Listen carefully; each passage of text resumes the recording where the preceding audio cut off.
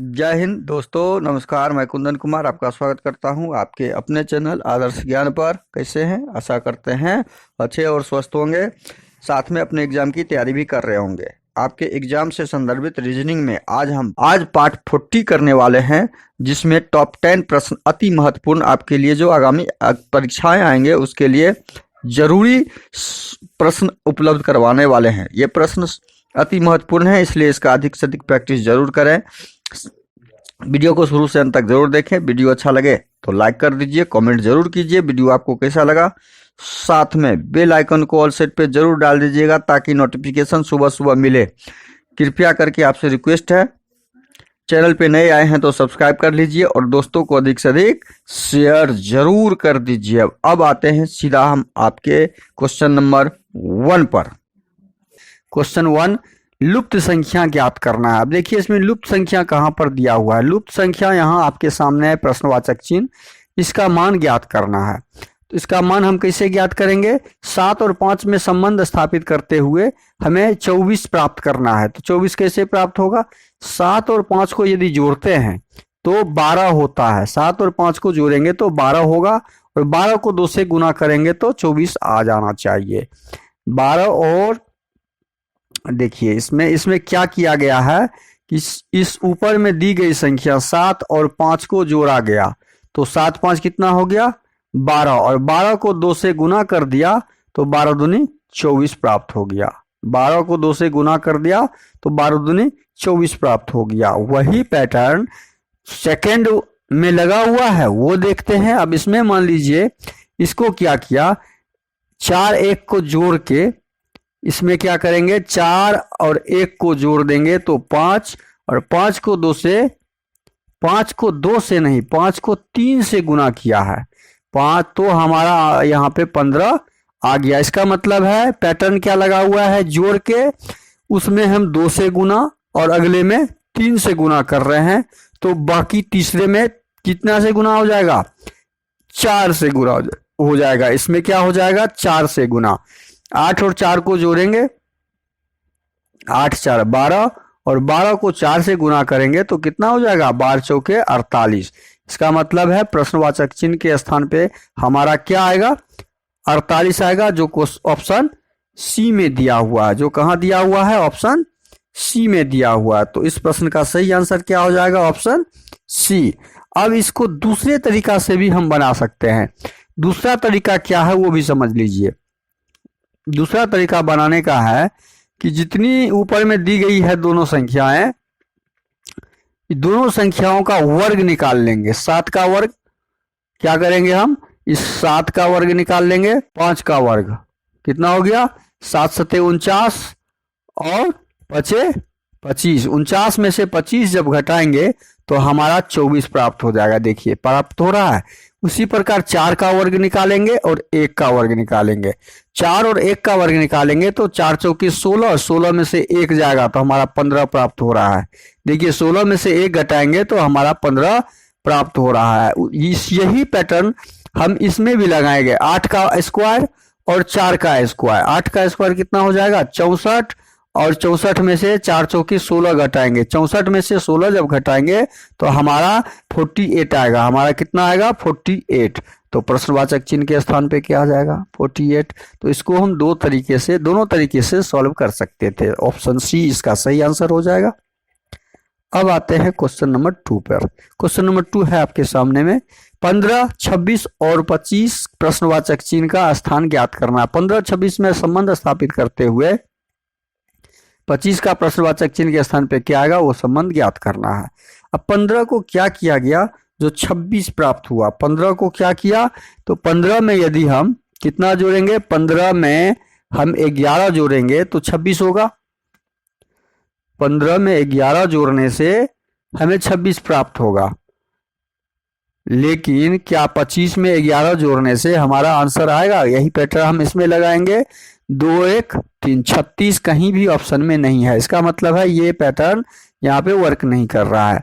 हम उस समय जो दिमाग में आपके एग्जाम में आएगा वो पैटर्न लगा के हमने आपको दिखाया। अब इसमें पैटर्न लगा हुआ क्या है? 1 और 5। इस 15 को क्या किया है, इसके अंकों को जोड़ा, 1 और 5 को जोड़ दिया तो कितना हो गया, 1 और 5 को जोड़ दिया तो कितना हो गया, 1 के स्क्वायर और 5 के स्क्वायर को जोड़ेगा तो 1 + 25 कितना हो गया, 26 हो गया। इसी प्रकार 25 को क्या करेंगे हम, 2 का स्क्वायर और 5 का स्क्वायर को जोड़ देंगे तो 4 जोड़ 25 कितना हो गया, 29। तो हमारा आंसर कितना हो जाएगा, 29, जो ऑप्शन डी में दिख रहा है। तो हम इस क्वेश्चन नंबर 2 का सही आंसर क्या हो जाएगा, हम लोगों का ऑप्शन डी। अगला प्रश्न है क्वेश्चन नंबर 3। क्वेश्चन नंबर 3 में दिया हुआ है दीवार घड़ी का संबंध स्थापित करना है दीवार के साथ, कालीन का संबंध प्रश्नवाचक चिन्ह के स्थान पे क्या आएगा उसके साथ। तो दीवार घड़ी का नाम दीवार घड़ी क्यों पड़ा, क्योंकि वह दीवार पे लगा हुआ रहता है, दीवार पे लटका हुआ रहता है। तो दीवार घड़ी दीवार पे रखा हुआ रहता है, तो कालीन कहाँ पे रखा हुआ रहता है, कालीन बुना हुआ में नहीं रखा हुआ रहता है, गर्म नहीं रखा हुआ होता है, ऊन नहीं रखा हुआ होता है, फर्श पे रखा हुआ होता है। तो जिस प्रकार दीवार घड़ी का संबंध दीवार के साथ था, उसी प्रकार कालीन का संबंध फर्श के साथ। ऑप्शन डी इस प्रश्न का सही आंसर हो जाएगा। अगला प्रश्न है क्वेश्चन नंबर 4। सूर्य का संबंध पृथ्वी के साथ ज्ञात करना है। किसका, सूर्य का संबंध पृथ्वी के साथ ज्ञात करना है और पृथ्वी का प्रश्नवाचक चिन्ह के स्थान पे क्या आएगा वो ज्ञात करना है। जैसे सूर्य का संबंध पृथ्वी के साथ है तो सूर्य क्या है, सूर्य के चारों ओर पृथ्वी परिक्रमा करती है, तो सूर्य परिवार का मुखिया हो गया और पृथ्वी उसका ग्रह हो गया जो उसके चारों ओर घूमता है। उसी प्रकार पृथ्वी यदि मुखिया होता है किसी भी परिवार का, तो इसका ग्रह या उपग्रह कौन होगा, इसका उपग्रह सूर्य नहीं होगा, शनि नहीं होगा, बृहस्पति नहीं होगा, लेकिन चंद्रमा होगा। तो जिस तरह सूर्य और पृथ्वी का संबंध हमने स्थापित किया, उसी प्रकार पृथ्वी का संबंध चंद्रमा के साथ हमने ढूंढा। तो इस प्रश्न का सही आंसर ऑप्शन बी होगा। अगला प्रश्न है क्वेश्चन नंबर 5। यदि 8 स्टार को 56 बनाया, 4 स्टार को 12 बनाया, 7 को 42 बनाया, 3 स्टार 3 को क्या बनाया जाएगा, ये आंसर ढूंढना है। अब ये आंसर ढूंढने के लिए हम क्या करेंगे, 8 को कौन सा गणितीय संक्रिया लगाएंगे जो 56 हो जाएगा, तो 8 × 64, 8 को 8 से गुना किए 64 और 64 में 8 से घटाव कर देंगे 64 56 हो जाएगा। उसी प्रकार 4 × 4 करेंगे और घटे 4 कर देंगे, 4 चौके 16 में से 4 गया तो 12 हो गया। तीसरा भी चेक कर लेते हैं, 7 × 7 -7 कर देंगे तो 7 7 49 में से 7 गया तो 42 हो गया। यह पैटर्न क्या है कि जो स्टार है स्टार के जगह पे हम गुना का चिन्ह देके और -8 कर देते हैं, हमारा आंसर निकल जा रहा है। इस प्रकार यही पैटर्न लगाते हुए हम 3 × 3 घटे 3 का भी आंसर निकालेंगे। 9 में से 3 गया, 3 3 9, 9 में से 3 गया 6। हमारा सही आंसर क्या हो जाएगा, प्रश्नवाचक खाली स्थान पे 6 हो जाएगा। तो इस प्रश्न का सही आंसर ऑप्शन सी हो जाएगा और यहाँ बराबर 6 हो जाएगा। अब अगला क्वेश्चन आपके सामने है, क्वेश्चन नंबर 6 में है, यदि किसी कोड में ट्रायंगल को XOMXRDP लिखा जाता है तो उसी कोड में एडुकेशन को कैसे लिखा जाएगा। तो ट्रायंगल को क्या लिखा गया, TRIANGLE,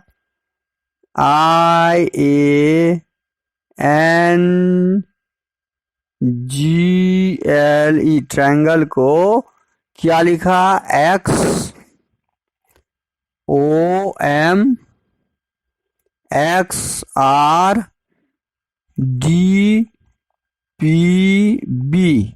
यह लिखा।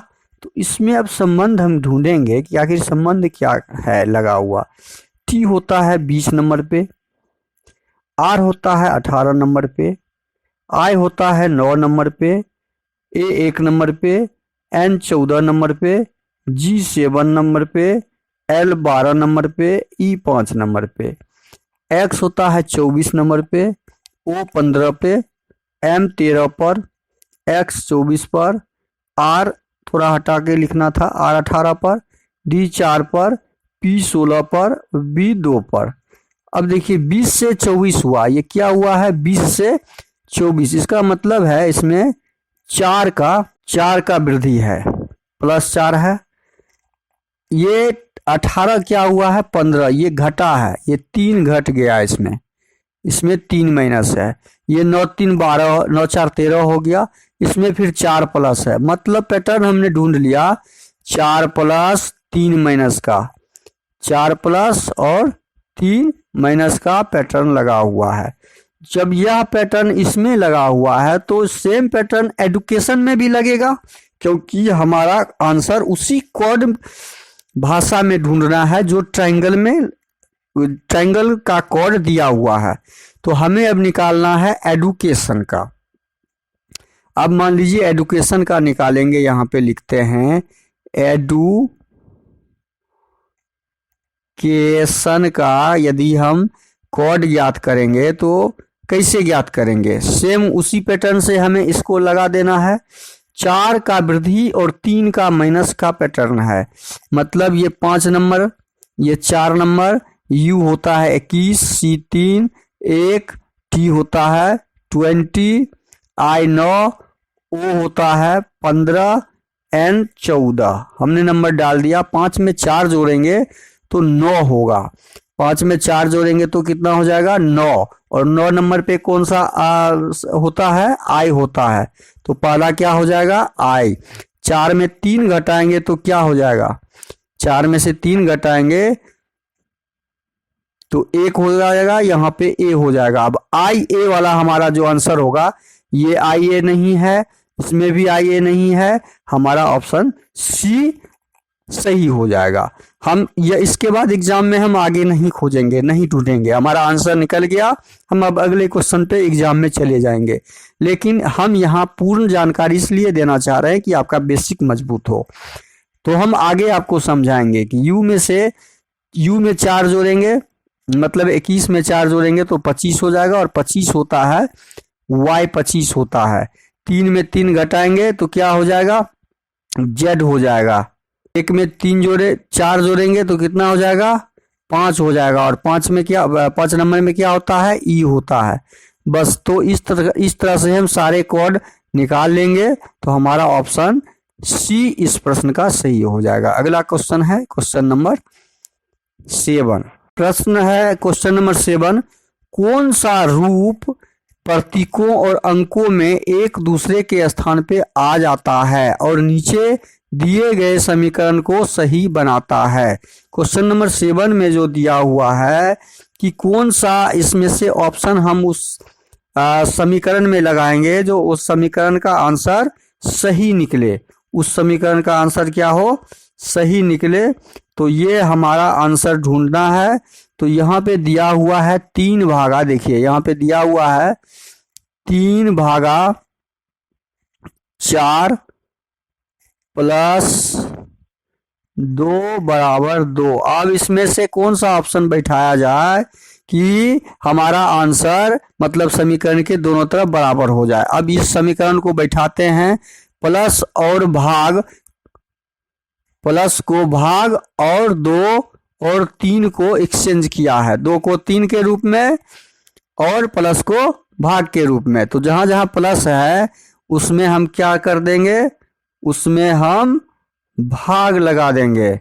तो प्लस में भाग लगा देंगे या प्लस के जगह पे भाग का चिन्ह दे देंगे तो क्या हो जाएगा, यहाँ पे देखिए 3, भाग के जगह पे हमको क्या लिखना है प्लस, भाग के जगह पे प्लस लिखना है और प्लस के जगह पे भाग लगाना है। भाग लगा दिए, बराबर का कोई, अच्छा 2 के जगह 3 और 3 के जगह 2 रखना है, तो 2 के जगह 3, यहाँ 3 हो जाएगा। जब हम चेंज करेंगे, देखिए हमने चेंज किया, 2 को 3 में कन्वर्ट करना है 3 को 2 में कन्वर्ट करना है, तो 2 में कन्वर्ट कीजिए और इसको 3 में कन्वर्ट कीजिए। अब आंसर निकालिए, 4 2 6, 6 भागा 3 बराबर 2। देखिए आ गया, 2 भागा 2 मतलब 2 बराबर 2।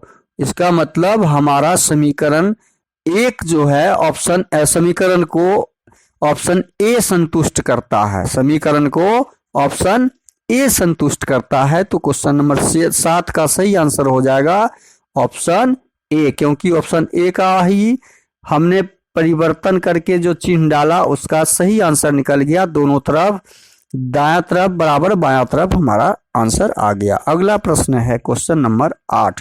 क्वेश्चन नंबर 8 में दिया हुआ है, निम्नलिखित शब्दों को शब्दकोश में दिए गए क्रम के अनुसार सजाएं। अब क्रम के अनुसार अल्फाबेट ABCD को हम जो सजाते हैं, पहले ए का लिखा जाएगा, बी का, उसके बाद सी का, इस तरह से जेड तक हम जाते हैं।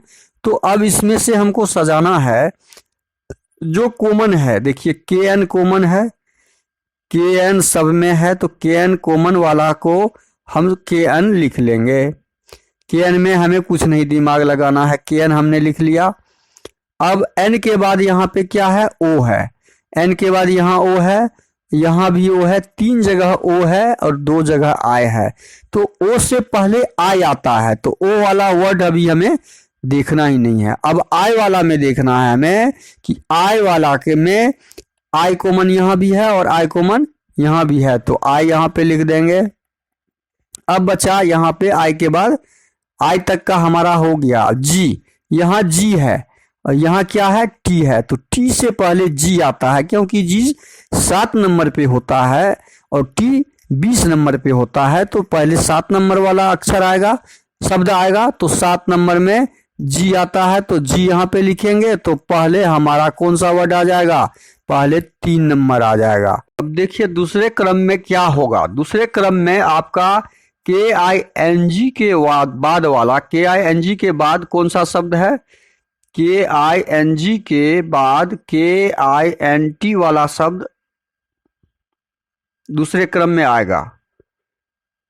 KINT, तो दूसरे क्रम में कौन सा शब्द आ जाएगा, KINT वाला। तो KINT वाला में कौन है, 4 नंबर है, तो दूसरे क्रम पे 4 आ जाएगा।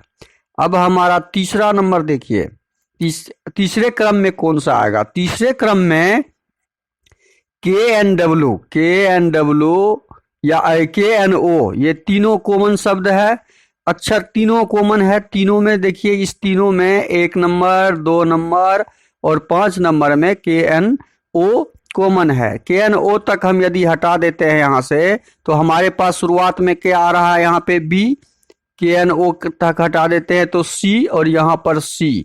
तो C से पहले B होता है, तो इसका मतलब 1 नंबर क्रम तीसरे पर आएगा और B के बाद C होता है, तो ये C इसमें भी, C इसमें भी। अब उसके बाद वाला अक्षर देखेंगे कि C के बाद यहाँ पर K है और यहाँ भी K है, और K के बाद यहाँ पे कोई वर्ड अक्षर नहीं है, तो हमारा कौन सा नंबर सामने आ जाएगा, K के बाद कोई अक्षर ही नहीं है, तो दो नंबर जो है हमारा, 2 नंबर सामने अगले क्रम पे आ जाएगा। उसके बाद बचा कौन सा क्रम, A। उसके बाद हमारे पास बचा 5 नंबर क्रम। तो हमारा सही क्रम क्या हो जाएगा, पहले 3 नंबर, उसके बाद 4 नंबर, उसके बाद 1 नंबर, उसके बाद 2 नंबर, उसके बाद 5 नंबर क्रम। तो हमारा सही आंसर हो गया। यह क्रम किस में दिख रहा है, ऑप्शन डी में दिख रहा है, तो ऑप्शन डी सही हो जाएगा। अगला प्रश्न है क्रम बढ़ने वाला ग्रुप। अब यहाँ पे क्या किया है, हमने अभी तक जो उदाहरण समझा उसमें ये बी उदाहरण हो, यहाँ पे बी आंसर होगा इसका, ए बी। इसमें क्या देख रहे हैं कि ये ए बी का ग्रुप बना हुआ है, उसके बाद ए सिंगल बी। अब इसमें देख रहे हैं डबल ए हो जा रहा है, तो ये डबल बी हो जाएगा, तो डबल बी का ग्रुप हो गया। अब ये डबल ए हो गया, डबल बी हो गया, तो अगला जो है ट्रिपल ए का ग्रुप हो जाएगा। ये ट्रिपल ए और ट्रिपल बी का ग्रुप बनेगा और डबल ए हमारा एक्स्ट्रा रह जाएगा। तो क्वेश्चन नंबर 9 का सही आंसर क्या हमारे पास आया, डबल बी, ए और बी। जो कहां पे दिख रहा है, डबल बी, ए और बी, ऑप्शन बी में दिख रहा है, तो इस प्रश्न का सही आंसर ऑप्शन बी हो जाएगा। अब अगला प्रश्न है क्वेश्चन नंबर 10। क्वेश्चन नंबर 10 है पुरुष, स्त्री और लेखक का वेन डायग्राम बनाना है। तो पुरुष, स्त्री और लेखक का वेन डायग्राम कैसे बनेगा? मान लीजिए हम पुरुष का एक डायग्राम बनाते हैं, ये पुरुष का हो गया। ये स्त्री का बनाते हैं, ये स्त्री का हो गया।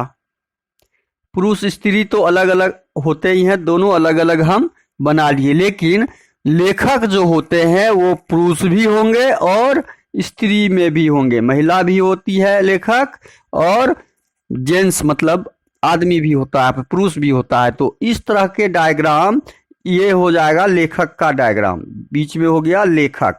तो इस प्रकार के डायग्राम कौन से जगह पे दिख रहा है हमारा? ऑप्शन ए में नहीं दिख रहा है, बी में नहीं दिख रहा है, सी में नहीं दिख रहा है, तो कौन सा दिख रहा है? Option D. तो इस प्रश्न का सही आंसर ऑप्शन डी हो जाएगा। वीडियो को शुरू से अंत तक जरूर देखिए, वीडियो अच्छा लगे तो लाइक कर दीजिए। चैनल पे नए आए हैं तो कृपया करके प्लीज सब्सक्राइब कर लीजिए। आपका सब्सक्राइब ही मेरे चैनल और मेरे लिए संजीवनी का काम करता है, इसलिए आप अधिक से अधिक सब्सक्राइब और अपने दोस्तों को शेयर जरूर कीजिए। साथ में बेल आइकन को ऑल सेट पे जरूर डाल दीजिए ताकि सुबह सुबह नोटिफिकेशन आपके पास आ जाए। थैंक यू, धन्यवाद, जय हिंद, जय भारत।